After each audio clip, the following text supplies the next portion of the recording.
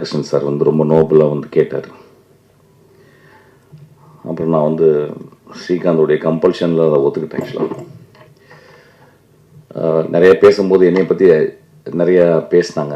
என்னுடைய படமாக நான் அதை பார்க்கல. ஆக்சுவலாக நான் ஒரு இசையமைப்பாளரை மட்டும் இருந்திருக்கேன், ஒரு கொஞ்சம் சீனில் நடிச்சிருக்கேன். அப்புறம் ஏற்கனவே 2-3 நியூஸ்லாம் வந்துச்சு. ஆக்சுவலி என் தம்பியை ரொம்ப நான் சப்போர்ட் பண்ணேன். ஆக்சுவலாக ரொம்ப வெக்கப்படுறேன். ஆக்சுவலாக நான் அப்படி பண்ண மாட்டேன். நான் வந்து 3வது படம் எழுதிக்கிட்டு இருக்கும்போது ஒரு நாள் கதவை திறந்து தம்பி வந்து நான் அவங்கள்ட்ட அசிஸ்டன்ட் டைரக்டராக ஜாயின் பண்ணுறேன்னு கீழே வந்து செருப்பை தூக்கி அடிச்சிட்டேன். அது ஏன்னா வந்து நான் ஒரு அசிஸ்டன்ட் டைரக்டர் எப்படி எடுப்பேன்னா வந்து நிறைய பேர் அசிஸ்டன்ட் டைரக்டர் வந்து படித்தவங்கள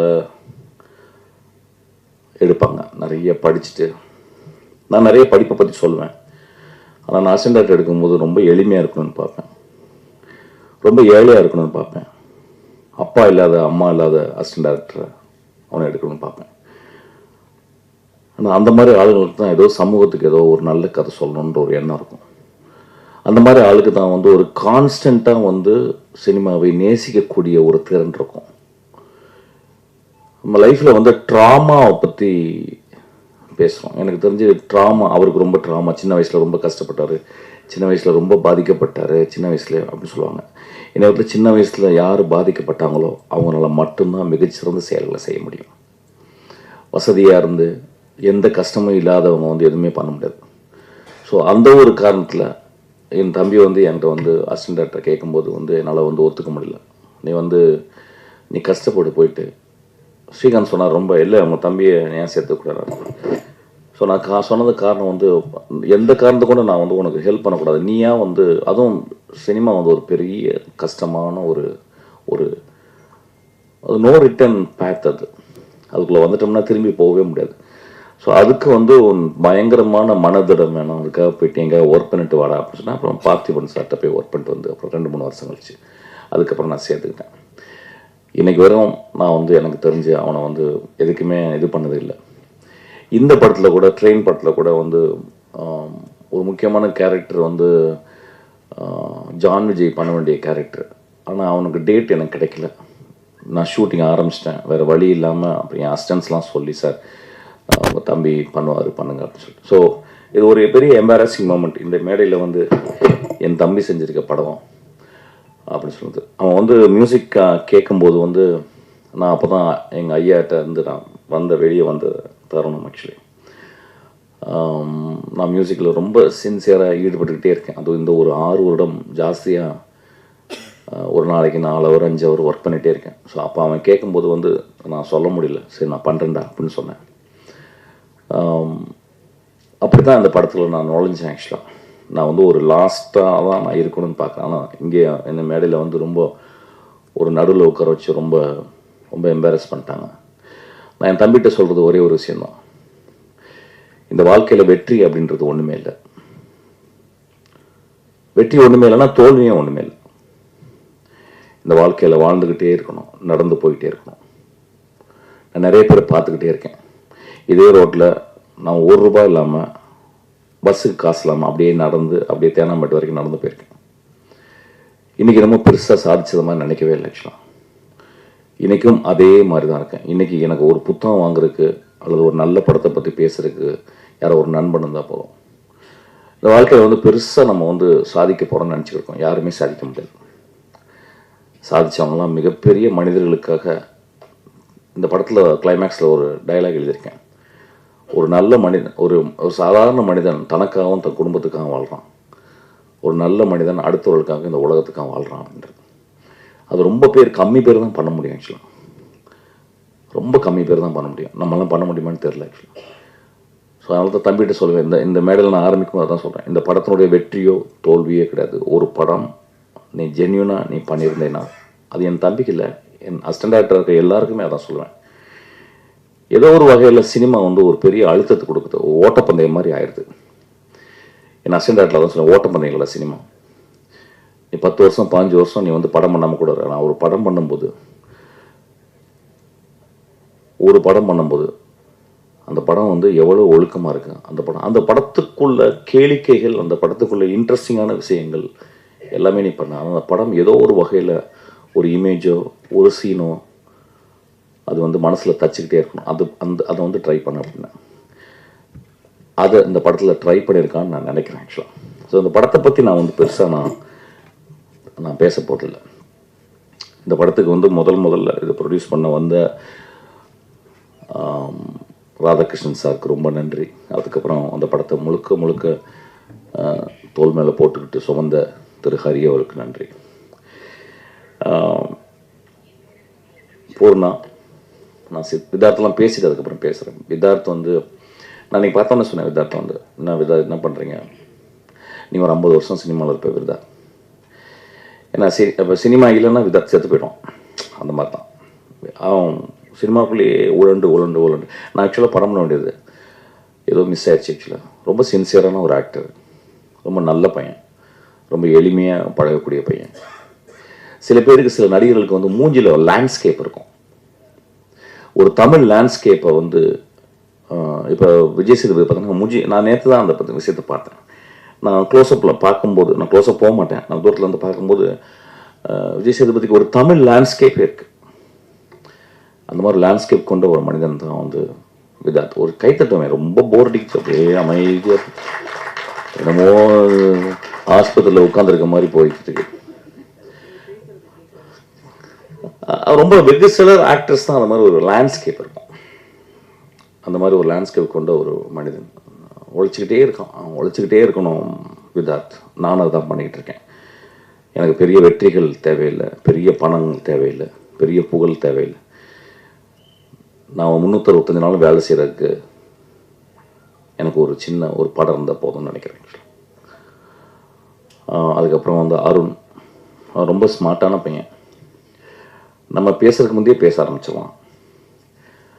வெரி ஸ்மார்ட். அதாவது எப்படி சொல்கிறது, he is throbbing with energy. நல்லா படிப்பான்.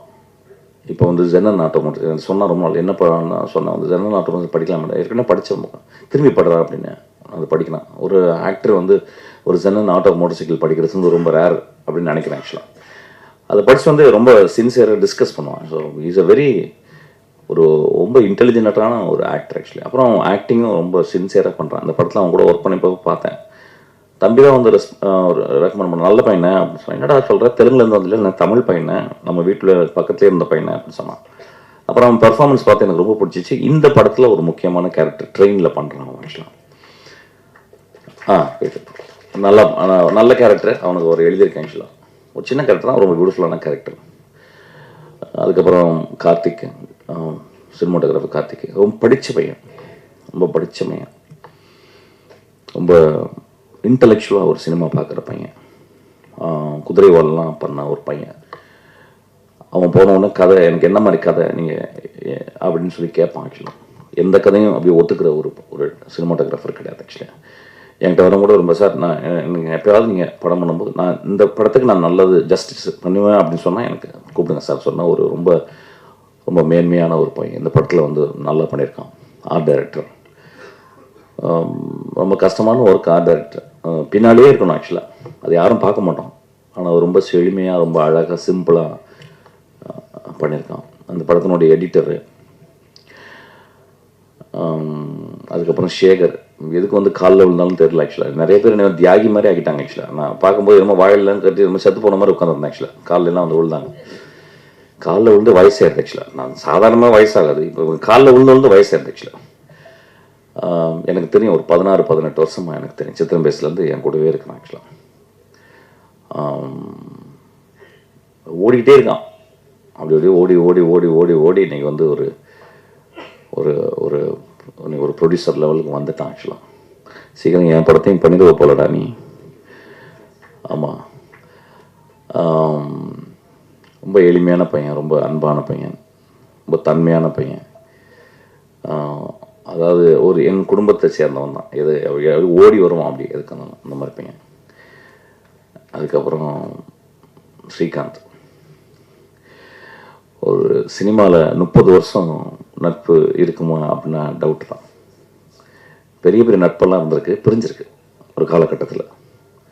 அதாவது 2 பேரும் ஒன்றா வருவாங்க, திடீர்னு ஒருத்தர் உயரத்துக்கு போயிடுவார். அப்புறம் ஏதோ இந்த நட்பு தாங்காது அப்படி. ஏதோ ஒரு ப்ராப்ளம் வந்து ஒரு காம்ப்ளெக்ஸ் வந்து மனித இயல்பு தானே அது ஆக்சுவலாக. என்னடா கடவுள் நம்மளை வந்து இப்படி பண்ணிட்டானே, என்ன இந்த லக்கு அவருக்கு மட்டும் அடிச்சிச்சு, எனக்கு ஏன் இது கிடைக்கல அப்படின்ற குழப்பம்லாம் வந்துடும் நட்பில். அந்த குழப்பமே இல்லாத ஒரு மனிதர் தான் ஸ்ரீகாந்த் ஆக்சுவலாக. இன்னைக்கு வரைக்கும் நான் மேலே போகும்போது எனக்கு வந்து டக்குன்னு கட்சி படுத்து பாக்கெட்டில் வைப்பார். நான் வேகமாக ஓடும்போது ஓடி வந்து என்னோட இந்த ஷூ போட்டுக்குங்க மிஷ்கின் அப்படின்னு சொல்லுவார். நான் ஏர்போர்ட்டுக்கு போகும்போது டிரைவர் இல்லைன்னா அவர் ஓட்டு வருவார்.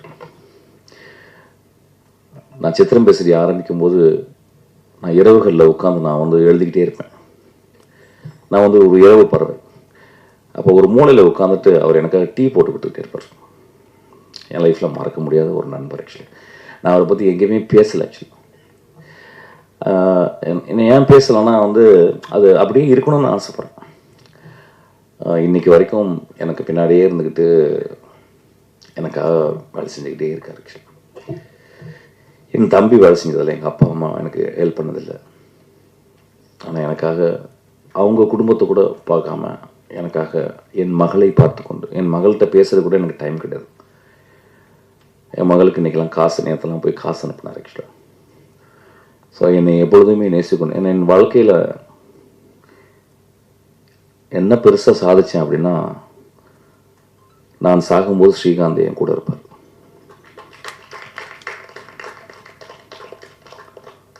வாழ்க்கையில் ரொம்ப நட்பு முக்கியம் ஐயா. நட்பு கிடைக்கவே கிடைக்காது. அம்மா அப்பா அது ஒரு ஆக்சிடெண்ட்டில் குழந்தை பிறகுது. அதுக்கப்புறம் நம்ம வளர்ந்து அம்மா அப்பா பார்த்துக்குறோம். ஆனால் எந்த ஒரு பிரதி உபரம் எதிர்பார்க்காம ஒரு நண்பன் கூடவே இருக்கிறான் அப்படின்னா, ஏதோ என்னை நேசித்து கொண்டே இருக்கிறான், ஏதோ என் நேசத்தில் ஒரு அர்த்தம் இருக்குது. நான் இது வரைக்கும் இந்த அளவு ஒரு மனிதனை, ஒரு பெண்ணை நேசிச்சிருப்பேன்னு தெரியல. அந்தளவு நான் ஸ்ரீகாந்தை நேசிக்கிறேன். இன்றைக்கி தான் நான் சொல்கிறேன் ஆக்சுவலாக. இது என்ன பேசுகிறேன், இந்த இதை இந்த இந்த காணொலியை பார்த்து என்ன ஆக போகுது அப்படின்னா, அதான் இப்போ எல்லாரும் பேசினாங்க, அந்த காணொலியை எவ்வளோ இன்ட்ரெஸ்டாக பார்ப்பாங்க அப்படின்னு எனக்கு தெரியல. ஆனால் ஏதோ ஒரு வகையில் பேசும்போது மனிதம், அன்பு ததும்பி வழிந்து கொண்டே இருக்கிறது. என் வாழ்நாள் முழுவதும் என்னை பார்த்து கொண்டிருக்கும் இந்த மகா மனிதனை பற்றி பேசுறது ரொம்ப சந்தோஷப்படுறேன். எல்லாருக்குள்ளேயும் நட்பு ரொம்ப ரொம்ப இம்பார்ட்டன்ட். அந்த நட்பு பிரிஞ்சிடும். ஒரு நட்பு பிரிஞ்சிருச்சு. ஒரு நாள் வந்து என்னை விட்டு போயிட்டார். ஒரு 4 வருஷம் கழிச்சு வந்து என்னுடைய பர்த்டே ஃபங்க்ஷன் அன்னைக்கு ஒரு 2 மணிக்கு திடீர்னு ஸ்ரீகாந்த் வந்து என்னை கெட்ட வார்த்தையாக திட்டுறார். திட்டிட்டு உட்காந்து அழுகுறார். என்ன சொல்கிறார், 4 வருஷம் என்னை பிரிஞ்சிட்டிங்களேன்னு சொல்லிட்டு. அப்போ என்னை கெட்ட வார்த்தை திட்டும் போது பக்கத்தில் இருக்கிறவங்க அவர் அடிக்க போகிறாங்க. அப்போ நான் சொல்கிறேன், டே உங்களுக்கு ஸ்ரீகாந்தை பற்றி தெரியாது, அந்த மாதிரி ஒரு மனுஷனை நீங்கள் லைஃப்பில் பார்த்துருக்க மாட்டீங்க. அவர் என்னை கெட்ட வார்த்தையில் திட்டலடா, தன்னை திட்டிக்கிறாரு அப்படின்னு. அதுக்கப்புறம் என் கூட வாழ்நாள் ஃபுல்லாக என் கூட இருக்கார். அதுக்கப்புறம் போயிட்டார். ஒரு வருஷம் போகும்போது காரில் போயிட்டே இருக்கும்போது ஒரு சினிமா தேட்டருக்கு போகிறேன். அப்போ என் மகள் உட்காந்து, அப்பா மாமா போகிறாருப்பா அப்படின்னு. ஏய் போய் போய் புட்றி அப்படின்னு. அவர் போயிட்டு அவரை போய் பிடிச்சா அவர் ஓன்னு உட்காந்து அழுகுறார். என் படங்களில் பார்த்தீங்கன்னா இந்த மாதிரி கருணையும் இந்த மாதிரி மனிதர்கள் தான் என் படத்தில் வியாபித்திருப்பாங்க.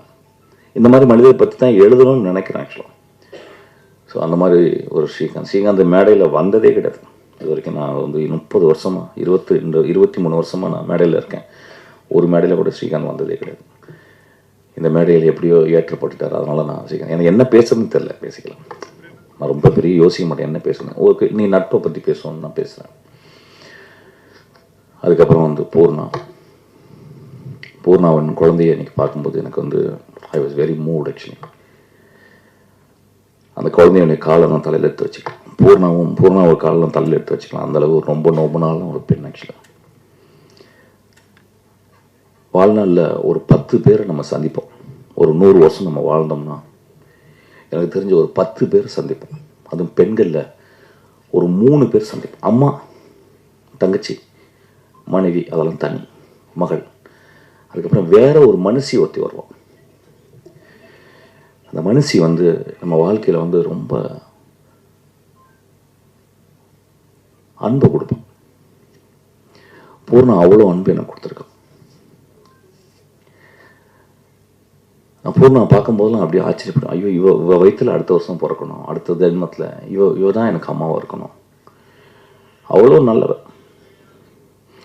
அதனால வந்து நான் ஏதாவது சொன்னும்போது பூர்ணா என் படத்தில் இருக்கணும். அவரை பற்றி தப்பாலாம் பேசுவாங்க, என்னையும் பூர்ணா பற்றி. அப்படிலாம் கிடையாது. ரொம்ப மேன்மையான பெண் அவர், ரொம்ப மேன்மையான பெண். அவள் வந்து கல்யாணம் ஆனோன்னு சொன்னால் அப்படி சந்தோஷப்பட்டேன். கோவம் வந்துச்சு. ஐயோ எவ்வளோ பெரிய ஆக்ட்ரஸ், இன்னும் ஒரு 5 வருஷம் நான் நடித்து தொலைச்சிருக்கலாமேடி நீ அப்படின்னு சொல்லியிருந்தேன். அவளை பார்க்கும்போது இன்னைக்கு வந்து பார்க்கும்போது எனக்கு அப்படியே சந்தோஷமாச்சு. அவள் கல்யாணம் பண்ணவோ அங்கே போயிட்டு துபாயில் போய் கல்யாணம் பண்ணியிருக்கேன். இங்கே இருந்தாலும் போய் அப்பப்போ பார்க்கலாம். ஆக்சுவலாக ஒரு எக்ஸ்ட்ரானரி ஆக்டர்ஸ். அந்த ஆக்டர்ஸ்னால் எங்கேருந்து வருது அப்படின்னு நான் பார்க்குறேன். எங்கே ஒருத்தங்க ஆக்ட் பண்ணுறாங்கன்னு பார்க்குறேன். இங்கிலீஷில் ஒரு டெஃபினேஷன் இருக்குது ஆக்டிங்க்கு வந்து, living truthfully in an imaginary situation தான். கற்பனையான ஒரு உலகத்தில் நீ நிஜமாக வாழணும், அதுதான் ஆக்டிங் அப்படின்றாங்க. அது எங்கே நிறைய பேர் ட்ரை பண்ணுறாங்க, நிறைய பேர்னால பண்ண முடியல. ஏன்னா ஏதோ ஒரு வகையில் மனசில் இருந்து இந்த சீனை நான் கரெக்டாக பண்ணிட்டேன்னா, இந்த சீனை வந்து சூப்பராக பண்ணிட்டேன்னா, இந்த சீன் பண்ணும்போது மூக்கு அப்படி ஆட்டிட்டேன்னா, உதற ஆட்டிட்டேன்னா ஆடியன்ஸ் கை தட்டுவாங்களா அப்படின்னு பார்க்குறாங்க. சில பேர் நடிக்கும்போது அப்படியே மறந்துடுறாங்க சுயத்தை. அந்த சுயத்தை மறக்கிறவங்க எல்லாமே ஒரு பெரிய ஆக்டர்ஸ். அந்த மாதிரி சுயத்தை மறக்கக்கூடிய ஒரு ஆக்ட்ரஸ் வந்து ஒரு ஆக்டர் வந்து நான் பூர்ணாவை சொல்கிறேன். சவர்க்கத்தை எழுதும்போது எங்கள் அம்மாவை எக்ஸாக்டாக அம்மா வச்சு தான் எழுதினேன். அவங்க மலையாளம் பேசுகிறவங்க, தமிழ் பேச வர்றது. அம்மாவுடைய ஸ்லாங் ரொம்ப ஸ்ட்ராங்கான ஒரு ஸ்லாங், ஒரு ஆக்சென்ட்டோட ஒரு ஸ்லாங், ஒரு காரைக்குடி ஸ்லாங். அது தம்பி போய் சொல்லி கொடுத்தான். 35 நாள் பூர்ணா ப்ராக்டிஸ் பண்ணிகிட்டே இருந்தான். அதுக்கப்புறம் அந்த படத்தினுடைய டப்பிங்கே நான் பூர்ணாவே பண்ண சொன்னேன். அந்தளவு ஒரு டெடிக்கேட்டட் ஆர்டிஸ்ட். அதனால அந்த டெடிக்கேட்டட் ஆர்டிஸ்ட் எப்பயுமே கூட இருக்கணும். ஒரு பூ மாதிரி எப்பயுமே கூட எங்கள் லைஃப்பில் இருக்கணும். அதனால என் தம்பியும் அவனும் எப்பயுமே அந்த மாதிரி. நான் இன்னும் உடம்புக்கு சொன்னான், நான் இன்னும் உடம்பு இன்னும் பரவாயில்லப்பா, நீ குழந்தை பத்துக்கு உடம்பு பெருசாக இருக்கும், இன்னொரு நாள் நீ ஒல்லியார். அந்த நாய் சாகுற வரைக்கும் நான் ஆக்ட் பண்ணணும்னு ஆசைப்பட்றேன். அவ்வளோ அவ்வளோ அவ்வளோ ஜென்யூனான ஆக்டர்ஸ் இவங்க. பாவனா. ஸோ எனக்கு திரும்பியும் போடுறாங்க கதை எழுதுவேன் நினைக்கிறேன். ஐ திங்க் எந்த படம் கிடைக்காதுனாலும் என் படத்தில் கேரக்டர் இருப்பான்னு நினைக்கிறேன். ஸோ அதனால் ஐம் ஸோ மூவ்ட். இன்றைக்கி ஒரு பூர்ணாவை தாயாக பார்க்கும் பொழுது நான் ரொம்ப சந்தோஷப்படுறேன். அவள் வந்து என் குழந்தை, அந்த குழந்தை தூங்குற குழந்தை என் காலில் தொட்டு கும்பிட சொல்கிறான். என் குழந்தையோட உன் குழந்தை நல்லா வாழணும்னு நான் கடவுள்கிட்ட வேண்டிப்பேன். அப்புறம் தம்பியை பற்றி ஃபஸ்ட்டு பேசி திரும்பி வந்தேன். ரொம்ப எளிமையான பையன், கொஞ்சம் நிறைய தத்துன்னு பேசினான். ஆக்சுவலாக பேச ஆசைப்பட்றான், படிக்கிறான். இப்போ தான் படிக்கிறான். ரொம்ப செஞ்சு வாழ்க்கை கஷ்டம் தெரியுது. மொழி செழுமையாக இல்லை, மொழியில் மீனிங் இருக்குது, அர்த்தங்கள் இருக்குது. அதை நோக்கி போய்கிட்டு இருக்கேன். நான் படிக்க வரேன்னு நினைக்கிறேன். ஒரு கதை, ஒரு கயிறு மேலே நடக்கிற மாதிரி தான் ஒரு கதை. நான் அந்த கதையை எடுப்பேன்னு தெரியல. ஏன்னா ஒரு எழுத்தாளர், ரொம்ப முக்கியமான ஒரு எழுத்து, ரொம்ப அருமையான ஒரு மனிதர் அவர் ஆக்சுவலி பேசிக்கலாம். ஸோ அவருடைய கதை வந்து என்ன சொன்னான், எனக்கு ரொம்ப சந்தோஷமாச்சா. ஒரு நாவல்லேருந்து எழுதுறியாடா, ஓகே. அது வெற்றிமாறன் கேட்பான், வெற்றிமாறன் தான் பண்ணுவான், நீ பண்ணிட்டாத, சரி ரைட்டா அப்படின்னு சொல்லிட்டு அப்புறம் வந்து கதை கடைசி வரைக்கும் சொன்னான். ஆனால் நீங்கள் வந்து தலையிடவே கூடாது அப்படின்ட்டான். சரிடா, அது ஸ்கிரிப்டாக கூட இல்லை, நான் ஸ்கிரிப்ட் கொடுக்க மாட்டேன்னா அப்படின்ட்டான். சரி ரைட், நல்லதுடா. அந்த பிடிவாதம் இருந்தால் நீ வந்து லைஃப்பில் வந்துடுவேன். கடைசி வரைக்கும் ஸ்கிரிப்டை காட்டவே இல்லை. அப்புறம் வந்து சும்மா மேலகமாக சொன்னான். அப்புறம் படத்தை காட்டினான். ஏன்னா நான் படத்தை காட்டி தானே அவனை நான் தான் மியூசிக் பண்ணோம். இப்போ படம் பார்த்து நல்ல படம் அப்படிலாம் சொல்ல மாட்டேன் அவங்கள்ட்ட. நான் சும்மா அது தம்பியை இது பண்ணுற மாதிரி. ஆனால் நிறைய இடங்களில் வந்து ரிஸ்க் எடுத்திருக்கான். ஒரு பெண் உடைய பிறழ்வு, அவள் பெண்ணோடையே அந்த காமத்துக்குள்ளே போகிறது, காமமாக தெரியாமல் கஷ்டப்படுறது, நல்ல ஒரு மெச்சூரான கதைகள். நிறைய என்ன கதைகள் சொல்கிறோம் அப்படின்றது வந்து ரொம்ப பெரும் குழப்பம் இருக்குது. அதனால் இப்போ வந்து நான் பார்த்துட்டேன். இப்போ நிறைய படங்கள் பார்த்தீங்கன்னா இந்த வீடியோ கேம் மாதிரி கண்டினியூஸாக சுட்டுக்கிட்டே இருக்காங்க. கொடன்னு சுட்டுக்கிட்டே இருக்காங்க. ஹெலிகாப்டர் சம்மந்தமே இல்லாமல் வீட்டுக்குள்ளெல்லாம் வருது. ஏன் வருதுன்னே தெரியல. என் படத்துலையும் கிளைமேக்ஸில் ஒரு சின்ன ஹெலிகாப்டர் வேணும்னே அப்படி வர வச்சுட்டு போயிட்டுருக்கேன். அதுக்காக தானு சார் சொன்னேன். தானு சார் எப்படின்னா எது கேட்டாலும் 100 தந்துடுறாரு. நான் ஒன்று சார் ஒரு வண்டி 100 வண்டி அனுப்பிடுறேன்ப்பான்றாரு.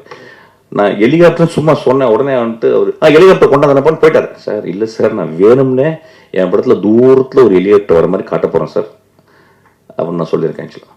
ஸோ என்ன கதைகள் பண்ணுறதுன்னே தெரியல.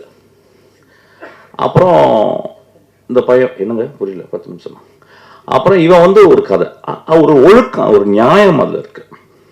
அது எப்படி பண்ணுனா, அது எப்படி சுவையாக இருந்துச்சுன்னா ஆடியன்ஸ் தான் வண்டி கொடுக்கணும். நான் சொல்லக்கூடாது. இங்கே நிறைய பேர் சொன்னாங்க நல்ல படம், நான் அப்படிலாம் சொல்ல மாட்டேன். நல்ல படம்லாம் ஓடிது தான். நந்தலாலாம் நல்ல படம் தான், ஓனாய் ஆட்டுக்குட்டி நல்ல படம் தான். இந்த போன வாரம் ஜப்பானில் ஓனாய் ஆட்டுக்குட்டி வந்து போட்டுட்டு ஒருத்தர் ஜப்பான் ப்ரொஃபஸர் கூப்பிட்டு பேசுகிறாரு என்கிட்ட, படம் ரொம்ப நல்லா இருந்துச்சுன்னு. அப்படிங்களங்க, தமிழ்நாட்டில் நல்லா இல்லைங்க அப்படின்னு. ஸோ அது நல்ல படம் அப்படிலாம் கிடையாது. ஆனால் ஒரு படம் நன்றாக மனது ஆழத்திலிருந்து நிஜமாக நான் நல்ல படம்னு எடுத்துகிற படம் எல்லாமே வாழ்நாள் பொழுதும் நல்லாயிருக்கும். உதிரிப்புகள் நம்ம மறக்க முடியுமா? ரஜினிகாந்த் சொல்கிறாரு வந்து, போன தங்கச்சி திருப்பி வந்து கட்டி பிடிச்சி அழுகுறா, யோ போயா அப்படின்னா. இது போதாத அந்த படத்தை மறக்க முடியுமா? ஸோ ஒரு நல்ல படம், வாழ்க்கையை சொல்லக்கூடிய படம், வாழ்க்கையை எப்படி வாழ வேண்டும் என்று சொல்லக்கூடிய படம், எப்படி நேசிக்கப்பட வேண்டும் என்று சொல்லக்கூடிய படம், எதற்காக வாழ்கிறோம் என்ற கேள்விகளை எழுப்புகிற படம், அது நல்ல படம் தான். இதில் அந்த மாதிரி சில கேள்விகள் இருக்கு. ஸோ அதனால் I think for us it's considers a decent film. படம் எப்படி சுவையாக இருந்தது, எப்படி நல்லா இருந்துச்சுன்னா பத்திரிக்கைக்காரங்க எழுதணும். அதுக்கப்புறம் படம் பார்த்துட்டு அது நல்லா இருக்குன்னு சொல்லணும். So that rest up to the audience and the people. இந்த மேடையில் வந்து படம் நம்ம நல்லா பண்ணியிருக்கேன் நம்ம சொல்கிறது வந்து. ஸோ அந்த படத்தில் அந்த மாதிரி ஒரு விஷயம் இருந்துச்சு. அப்புறம் மியூசிக்கு, அந்த மியூசிக்கு நான் ஐயாட்ட இருந்து வந்தவொடனே சண்டை, கண்டினியூஸாக சண்டை. நான் சண்டை போட்டுகிட்டே இருக்கேன், அவர் என்னை திட்டுக்கிட்டே இருக்காரு. அப்புறம் ஒரு ரொம்ப மனசு கஷ்டமாயிடுச்சு. அப்புறம் இனிமேல் வந்து வெளியே வரும்போது இப்படி ஒரு கொடுத்துருக்கான். சரி என்ன பண்ணலாம், என்னுடைய குருநாதர் இப்போ ரீசெண்டாக ராம்மூர்த்தி, அவர் வந்து ஒரு 2 வருஷமாக எனக்கு அவர் மியூசிக் சொல்லி கொடுத்துருக்காரு. நானும் ஒரு 6 வருஷம் படிக்கிறேன். ஸோ அதனால் வந்து சரிடா எனக்கு புதுசாக எதாவது பண்ணலாம் அப்படின்னு சொல்லிட்டு இந்த படத்தில் இறங்கியிருக்கேன். ரீரெக்கார்டிங் வந்து இந்த துரோட்டு இந்த படத்தில் வந்து ஒரு கம்ப்யூட்டர் ஜெனரேட்டட் மியூசிக், ஏதாவது ஒரு லூப்பில் இருந்து எந்த எதுவுமே எடுக்கலை. முழுக்க உண்மையான இருக்கிற, ஃபார் எக்ஸாம்பிள் வயலினிஸ்ட்னு இருக்காங்க நம்ம ஊரில், நிறைய பேருக்கு தெரியாது. இங்கே எக்ஸ்ட்ராடினரி வயலினிஸ்ட், அந்த ஸ்ட்ரிங் செஷனில் உள்ளவங்க எனக்கு தெரிஞ்ச கல்யாண் சார், அதுக்கப்புறம் செல்லிஸ்ட் சேகர், இவங்க இன்டர்நேஷ்னல் லெவலுக்கு இவங்க பெரிய ஆளுங்க. ஆனால் இன்றைக்கி அவங்கள நிறைய யூஸ் பண்ணாமல் கம்ப்யூட்டர் ஜெனரேட்டராகவே நிறைய.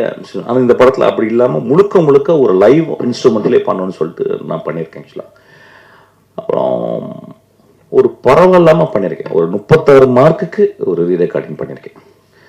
நான் எப்பயுமே அப்படி தான் எய்ம் பண்ணுவேன், 36 மார்க்கு வந்தால் போதும் அப்படின்னு. அந்த மாதிரி ஒரு 36 மார்க் எய்ம் பண்ணியிருக்கேன். ஒரு 5-6 பாட்டு போட்டிருக்கேன். பாட்டு வந்து எப்பயுமே சின்ன வயசுலேருந்து பாடிட்டே இருப்பேன், நான் கம்போஸ் பண்ணிகிட்டே இருப்பேன், நான் எழுதி பாடுவேன். அந்த மாதிரி இதில் வந்து எனக்கு ரொம்ப இதில் பிடிச்ச பாட்டு வந்து ஒரு கடவுளுக்கு ஒரு கோரிக்கை அப்படின்ற ஒரு பாட்டு, ஒரு தினவு பாட்டு எனக்கு ரொம்ப பிடிச்ச பாட்டு. அது வந்து இந்த படத்தில் கம்போஸ் பண்ணியிருக்கேன். அதுவும் ஒரு 36 மார்க்கு பாஸ் போடலாம். 100 மார்க் வாங்கவே முடியாது. 100 மார்க் வாங்கக்கூடிய ஒரே மனிதர் இளையராஜா மட்டும்தான் அவர். அதுக்கப்புறம் ஒரு Rahman. So I cannot think about walking equal to them. They are far ahead actually. ஒரு இன்ட்ரெஸ்டில் இந்த படத்தை நான் பண்ணியிருக்கேன் மியூசிக்கு. இப்போ இந்த படத்துக்கும் அந்த பாட்டை கேட்டுட்டு தானு சார் சொன்னார், தம்பி இந்த படத்துக்கு நீங்களே பண்ணிடுங்கன்னாரு. இந்த படத்தை பண்ணுறேன். 2 பேரை பற்றி நான் சொல்லணும். இந்த படத்தை நான் பண்ணிக்கிறதுனால இப்போவே ப்ரமோஷன் ஆரம்பிச்சிடலாம் இருக்கேன். நான் பார்த்து இவ்வளோ வருஷம் 23 வருஷம் நான் ஒரு நிறைய ப்ரொடியூசரோடு பழகிருக்கேன். தானு சார் மாதிரி ஒரு ப்ரொடியூசர் நான் பார்த்ததே இல்லை. என்னை ஒரு குழந்தை மாதிரி பார்த்துக்கிறாரு.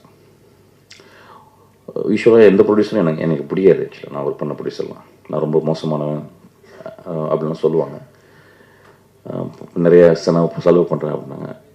அதெல்லாம் பொய் அப்படின்னு அவர் சொல்கிறார் ஆக்சுவலாக. அந்தளவு என்னை பத்திரமா பார்த்துக்கிறாரு. அப்புறம் என் தம்பி விஜய் சேதுபதி, இந்த படத்துக்கு வந்து நான் வந்து எனக்கு அவ்வளோ சின்சியராக ஒர்க் பண்ணுறான். இந்த கதையும் கிட்டத்தட்ட இன்ட்ரோல் வரைக்கும் நான் முடிச்சிட்டேன் ஆக்சுவலாக. எடிட் பண்ணி பார்த்தேன். ரொம்ப எக்ஸ்ட்ரானரியாக பண்ணியிருக்கேன். எனக்கு ரொம்ப சந்தோஷம். விஜய் சேதுபதி வந்து இன்னொரு பரிமாணம் விஜய் சேதுபதிக்கு இந்த படத்தில் கொடுத்துருக்கான். இந்த படம் டெவில்ன்ற படம் நல்லா இருந்தால் மட்டும் நல்லா இருக்குன்னு எழுதுங்க. நல்லா இருந்தால் மட்டும் இந்த படத்தை பார்த்து பக்கத்து வீட்டில் சொல்லுங்கள், இந்த படம் ஓடட்டும். நன்றாக இருந்தால் இந்த படம் ஓடும் தம்பி, நன்றாக இல்லாட்டினா ஓடாது. ஓடட்டுனா பரவாயில்ல, ஓடு, நீ ஓடு, ஓடிக்கிட்டே இரு. வாழ்க்கையில் வெற்றியும் இல்லை, தோல்வியும் கிடையாது. வாழ்க்கையில் ஓடிக்கிட்டே இருக்கணும். நன்றி, தேங்க்யூ.